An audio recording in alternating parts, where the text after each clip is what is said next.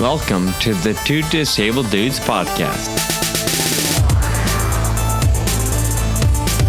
We believe life is about how we react.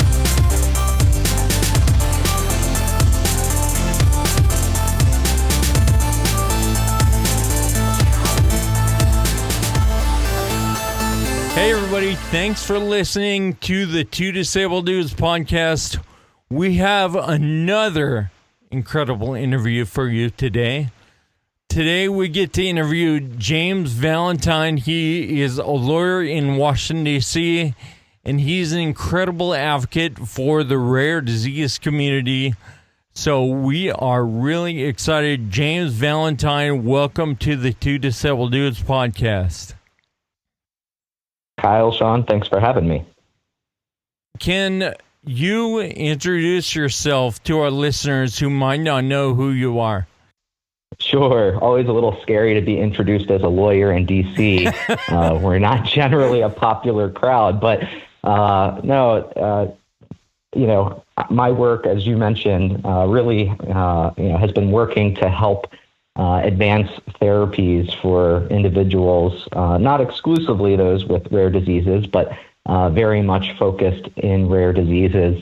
I am an attorney, but actually started my career in this space before I was. I about 12 years ago, actually started at the Food and Drug Administration, working in a unique role as a patient liaison. So my job was to work on behalf of FDA to help engage with patients and caregivers and advocates and their organizations to make sure that the patient and caregiver voice was really included in FDA's decision-making, both at a kind of regulatory level as they reviewed products, but also as they thought about, different policies that they were considering.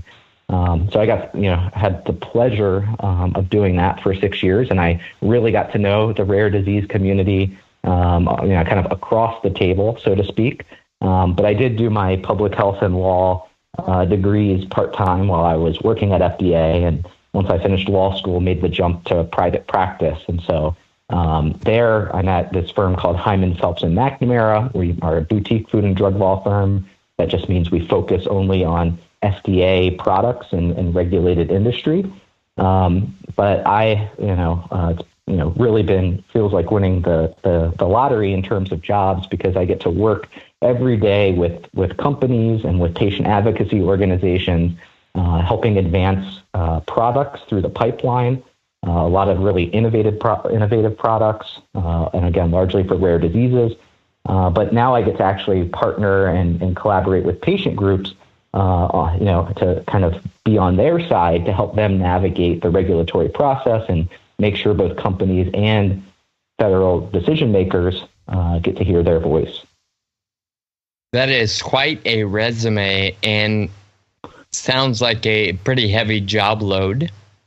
I'm curious right off the bat, how do you get into FDA work in the first place? What took you to, you said patient advocacy on behalf of the FDA. So the real question is, what brought you into patient advocacy? Sure. It's kind of interesting. It's not like I sought that out. I think like most people in college, you think you have an idea of what you want to do, and then that ends up changing as you kind of broaden your horizons. I always knew I wanted to help people live happy, healthier lives. And, I grew up kind of in a rural community on the Eastern Shore of Maryland. And so I thought that meant being a doctor. And so I was, focused on being pre-med, but got to explore health policy classes, medical sociology classes, learning a lot about the doctor-patient relationship, and then ultimately was looking for an internship in health policy. Luckily, one of my professors was an adjunct. He had just gotten his PhD while working at FDA, and his name was Dave Banks. He's now retired, but he worked in the patient advocacy office at FDA and took me on as an intern. It was a really great semester of volunteering there at FDA and ultimately led to a job offer. That's awesome.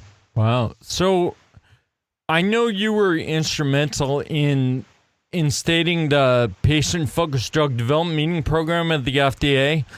Can you tell us a little bit about that, what it is and how you got it going? Sure. So, I was kind of right in the right place at the right time.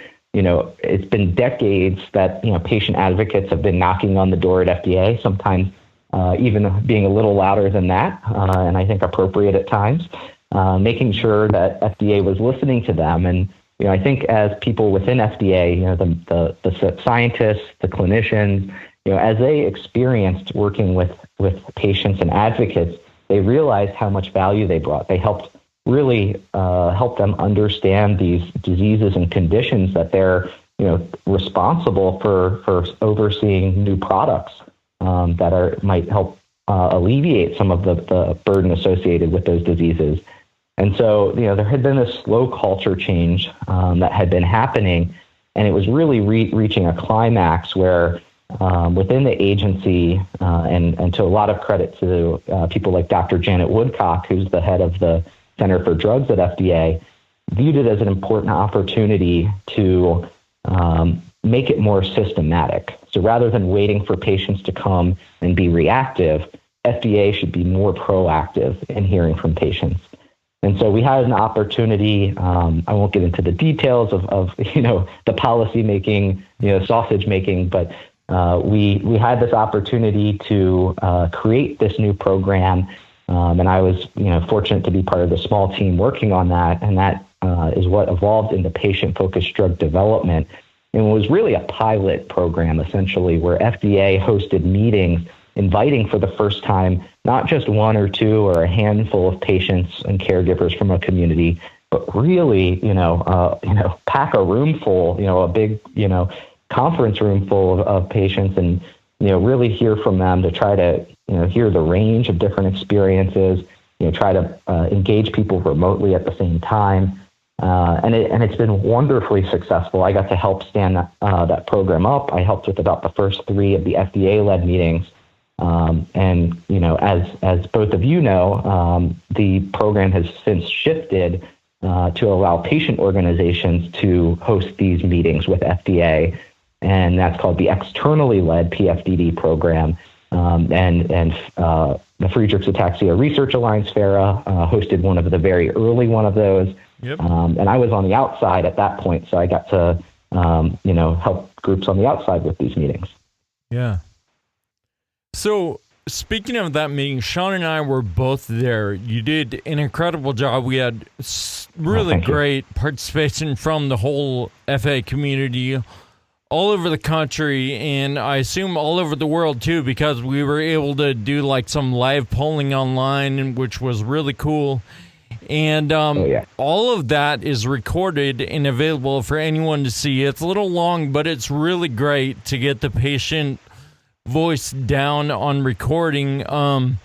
So that, that's a little bit about ours, but what I want to know is from the other side, from the FDA side, what have you seen as the results of these meetings? Some of the tangible results. Sure. So, I'd love to say every single meeting there's, a very specific tangible thing that I could point to. Drug development is a very long process, and so it takes a while sometimes to see the benefits of these types of investments by a patient community. But I'll speak, to this. Certainly there have been meetings where since the meeting, FDA has approved the first product ever for that community. And I think in those situations, something that maybe the listeners may not know is, FDA has to balance benefits and risks, and, has to conclude that the benefits of a drug outweigh the risks. And, that is a subjective kind of decision. A cancer patient, for example, will tolerate a lot of toxicity because a product might help extend their life. And so, these meetings have helped FDA understand, and I think kind of even across the board more universally understand that in rare disease, patients are willing to tolerate a lot of risk, even for things that maybe FDA didn't appreciate to be, top priorities. I think time and time again, I've heard, patients, for their first therapy would be very happy to have something, especially in progressive diseases like FA, to slow the progression of the disease or help stop the progression. It's not that they necessarily need, a cure that's going to, allow them to get all of their functional abilities back. So I think it's really helped FDA in understanding benefits of risks of drugs. The other big area is, it's really helped FDA in thinking through clinical trial design and particularly what things are important to measure. Because you want to, when you evaluate a drug in a trial, this is a really important opportunity. Patients are volunteering their time and their lives to help test these products. And so you want to get those trials right. And so these meetings help us understand what is important to patients. And then that way we can try to include measures that actually associate with that. I'm curious, James. A lot of people, I think as the general consensus for a lot of people is kind of a negative attitude toward the FDA. And I think we see that across the board when it comes to government. Some people think it's perfect. Some people think it's broken, so on and so forth. That'll probably always be the case for all of life. I'm curious from your perspective, one time being employed by the FDA and of course doing the work you do now and even what you did for the FDA, really doing everything you can to get the patients and caregivers involved in the process.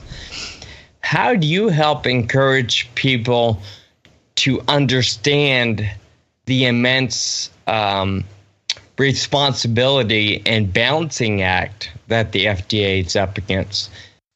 Yeah, it's funny. This is a great question. One of the first things I was ever told when I started at FDA is kind of FDA is like this big beast, and it's probably the same for any government, agency, that it's slow moving and it's, subject to constant attack. It's kind of always being wounded, slow moving, but despite that, it trudges forward and tries to make the right decisions. And in fact, probably a good indicator that it is striking the right balance. It's not being too laissez-faire and letting snake oil out onto the market, but it's also not being too restrictive, keeping things that really can help patients, from getting approved, is the fact that, both kind of sides of the spectrum are attacking it or not happy with it.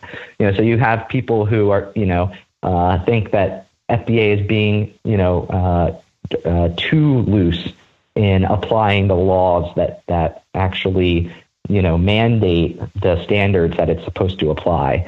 And then you have people that think that, FDA is, basically, keeping things from patients that they need and they need now. And so, if you're a patient or a caregiver of a loved one with a disease, probably the best thing that you can try to do is become informed and educated about FDA standards. And, you don't need to go and get a law degree or anything like that. But, try to be a student. There's a lot of really good resources that FDA puts out there on its for patients and patient advocates website. And then there's a lot of great meetings and conferences where, whether it's someone from FDA or it's someone maybe more like me, is giving kind of, drug development 101, FDA 101, start to be a student, because once you understand the framework that they're operating in, you can be a much more effective advocate instead of just making blanket statements like FDA, we need a therapy, so you should approve X therapy. Well, if you can help articulate, what it is, about a particular therapy or even a pipeline of therapies, that really, helps FDA and it helps them connect the dots and they're public health officials. I mean, a lot of the people there, practiced medicine or nursing or something else. And, they're there, they could make, many more times, working in a pharmaceutical company, but they stay there and work because they believe in the mission. So they're just people too. And I think if you understand the framework that they have to operate in, which is kind of mandated by law, then you can help them, do their jobs better. I can imagine being in a position where an entity like the FDA is trying to keep balance between regulators and advocates and doctors and law and rules and, however many hundreds of millions of people are in the United States alone. That must be a very daunting task.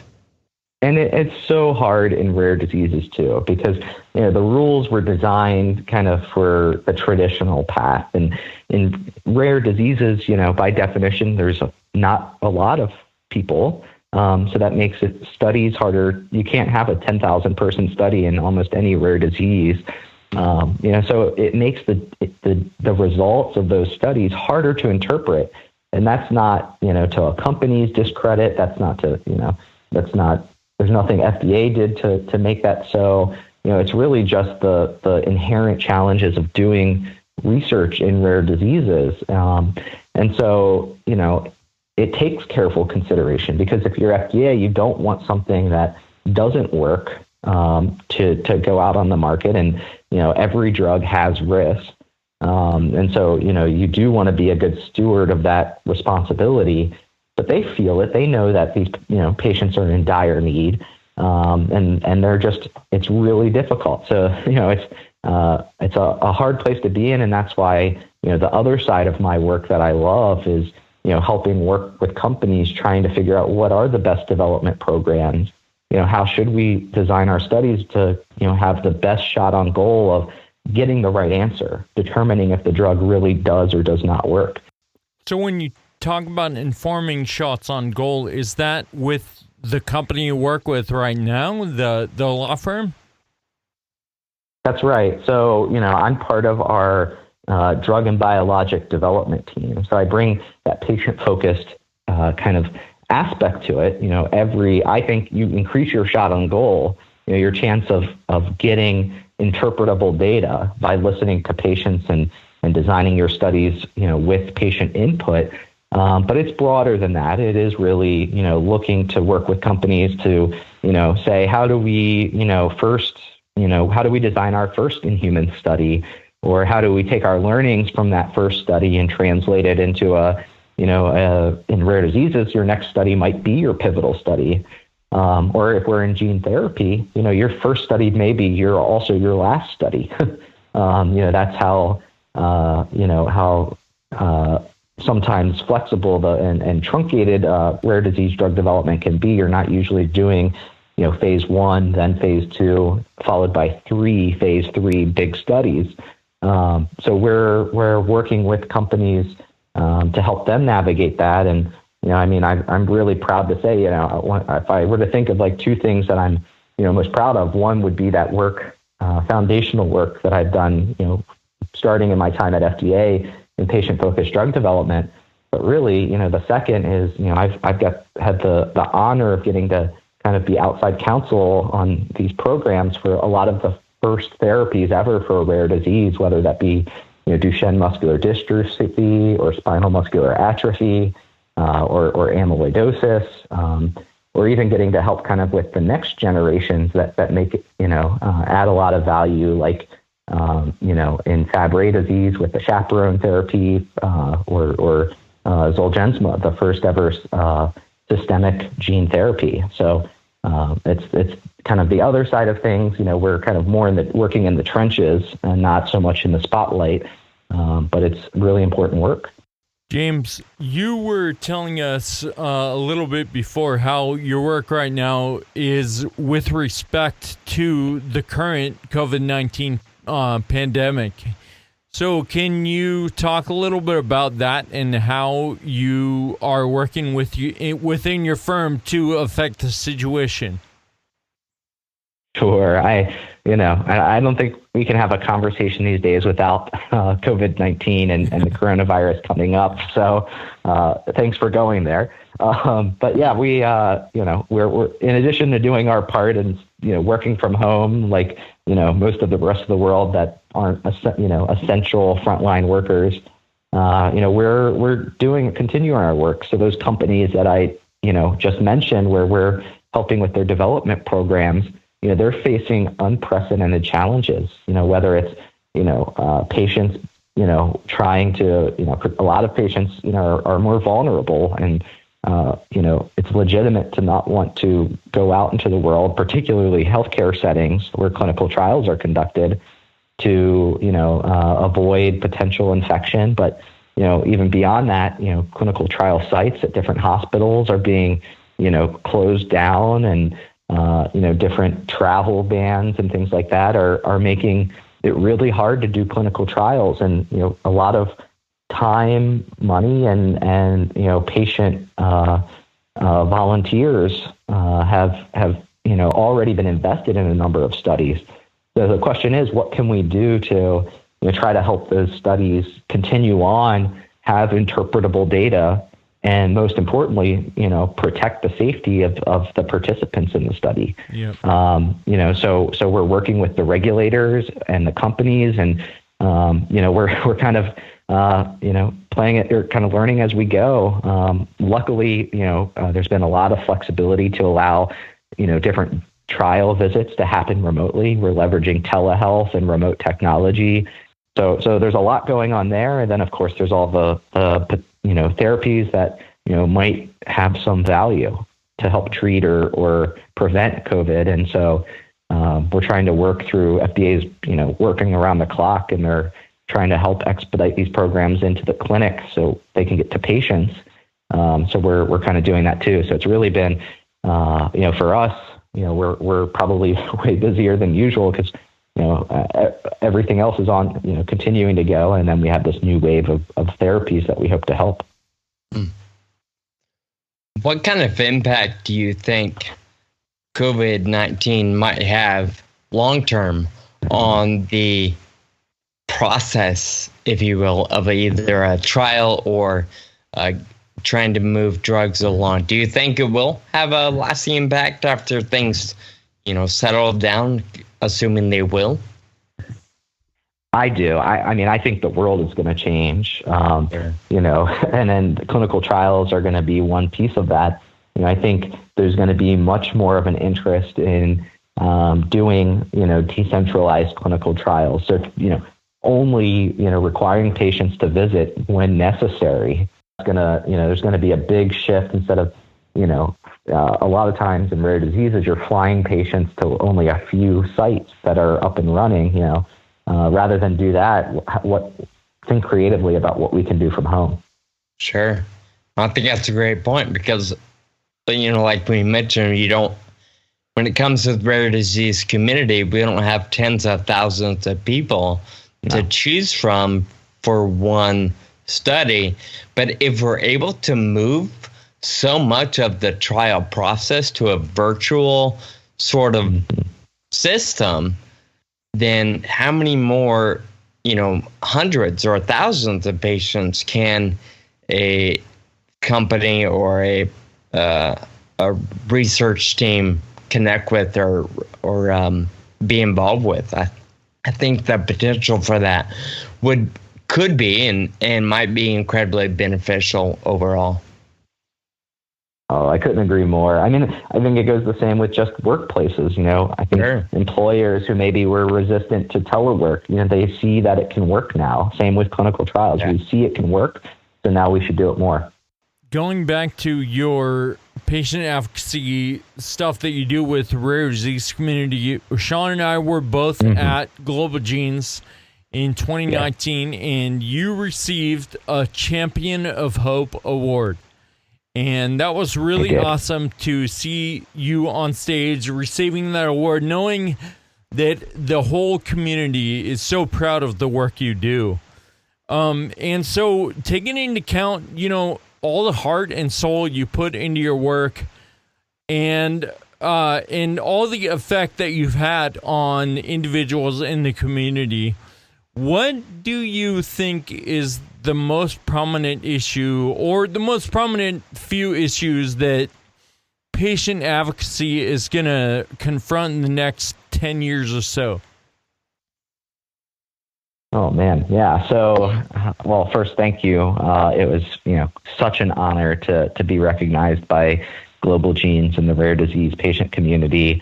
I kind of felt like that was, I was really kind of a surrogate for, the dozens and dozens of patient groups that I've worked with, and I wouldn't be successful if they weren't, putting their blood, sweat, and tears into their work every day. So, being up there, I felt like I was, helping represent, the many, many individuals that, can't be recognized by a single award. And really reinvigorated for me to continue the work I'm doing and continue to be a lifelong advocate for rare disease patients. So as you think forward about, what challenges, I think, we're moving to an era where patient groups are, going so much further beyond just being kind of an entry point to their patient community. Of course, things like recruiting clinical trials and having registries of patients to, who are lined up to do that is so important for clinical trials. And even, being able to have patients come to a PFDD meeting and or complete a survey or whatever it might be to help share their own experiences. That, I think we're at a point where we're starting to do that very routinely. I think the area where, patients and patient groups should be thinking is, how else can they de-risk drug development in their arena? And I really think about, the activities that are, the traditional academic activities or drug company activities, whether it's, doing, I think patient groups have done a lot of, funding of basic science research in their diseases. But kind of what are the next steps to translate that into helping drugs actually get developed? Without going into too much detail, things like developing animal models so we can test treatments early on to see if they might work in your disease, or building robust natural history studies and not needing to rely on, an academic institution or a company to do it, but, be the driver of that and do it and bring in those entities as partners. That way you can help, make sure that all of that data, is valuable to the whole ecosystem. Or if it's developing a biomarker, that we can use in an early clinical trial to see if the product really is working in the patient, because not everything that works in an animal works in a human, as you might imagine. So there's just so much of that work that you wouldn't traditionally think, oh yeah, that's what a patient advocacy group does. And there's certainly some that are very much at the tip of the spear doing this work already. And FARA is such a good example of that. They developed a clinical outcome assessment that's now used in every single Friedreich's ataxia clinical trial to measure whether a drug really helps a patient and how they feel and function. That's so important. What would we be measuring in FA if it wasn't for that? So I think patient groups thinking about and being strategic in what those issues are, and of course. The people who found organizations aren't going to be experts in doing that work. So, if I really had to think about how to accomplish that, I would start reaching out to other groups, in rare diseases. Everybody's been through it before. There's always some group that has, at least.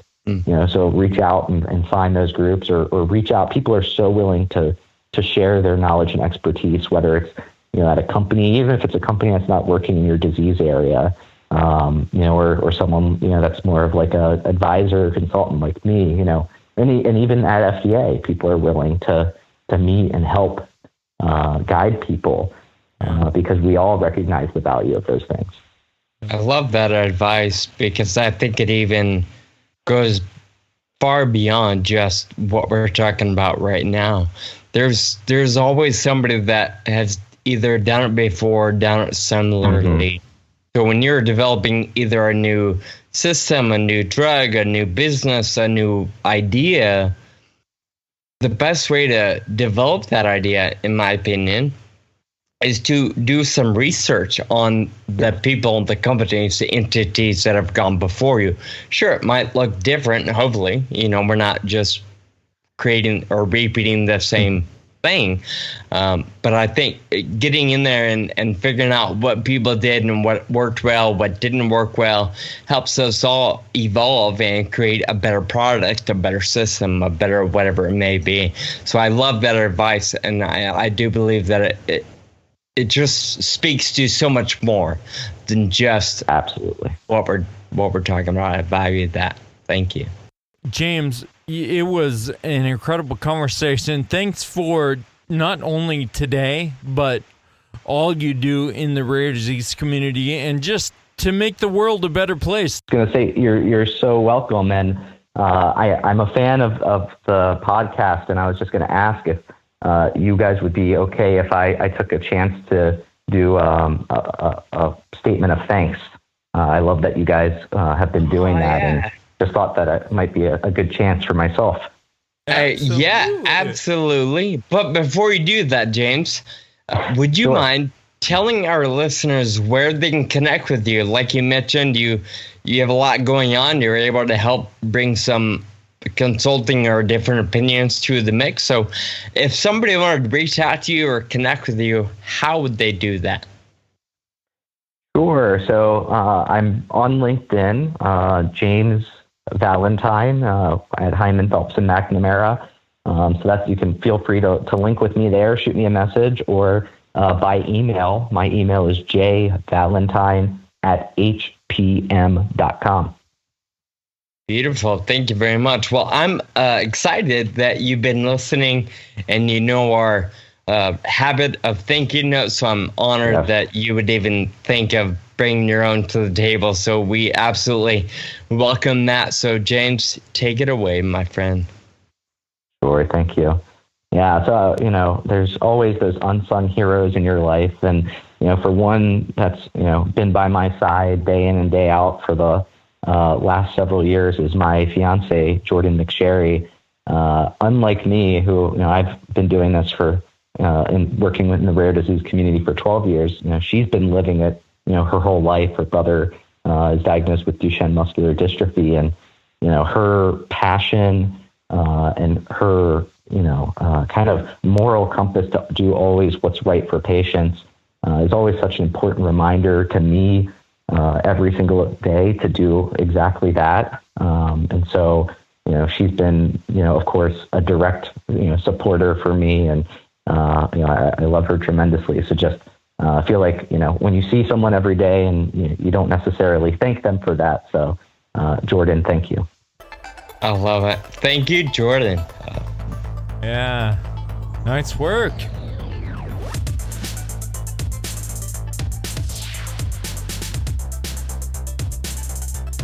How rad is that our guest brought a thank you note to the episode? That's so cool. Obviously, the two disabled dudes, we think that gratitude really gets us back on track and it helps change our attitude in life. So, Sean, who do you have to thank today? I'm going to thank my best friend, Chad Sibbett. I call him best friend because we've been friends forever. I guess probably like all of us, we have 4 or 5 or 10 or 20 best friends, and Chad is one of those for me. We've been friends since 1998, and even though we don't live near each other, we rarely get to see each other.